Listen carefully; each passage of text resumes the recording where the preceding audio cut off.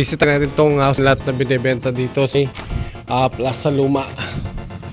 So bali po bagong gawa ito. New build po siya. So yan po yung design natin dito. So bali isa po ito sa mga project na ginawa natin. Meron TV rack dito. Kumbaga yan po yung pinaka-living. Dito yung dining kitchen. Sa likod po may taking space na pwedeng gawa pa ng kung ano pong gawin dito sa yan ang kitchen niya. May malaki space, may gate pa rin siya sa likod. So yun po yung mga cabinet na nakalagay dito. Lock po natin. Okay.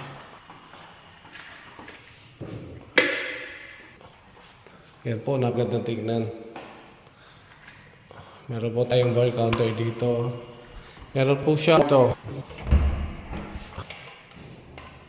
Sa kwarto po, meron na tayong nakalagay na mga cabinet.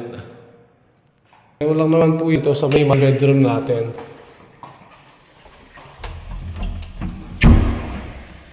So yan po yung pinasa-bedroom natin. Meron po tayong access na sa laba sa likod. Meron din po siyang mga built-in cabinet. Tignan naman po natin yung kanyang CR.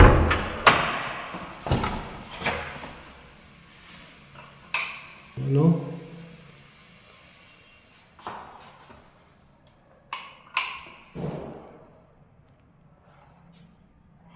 So bali po dalawang kwarto, isang CR siya na ibinebenta to sa may halagang 4.4 million pre-transfer na po tayo. May total area po siya na 134 square meter. Yan po, napakaluwang po ng bahay.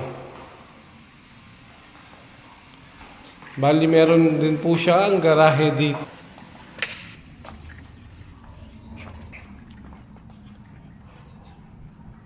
Meron na rin po nakalinalaman. Sa mga gusto mag-inquire po, PM kayo at pag-usapan natin yung magandang presyo may bibigay namin dito.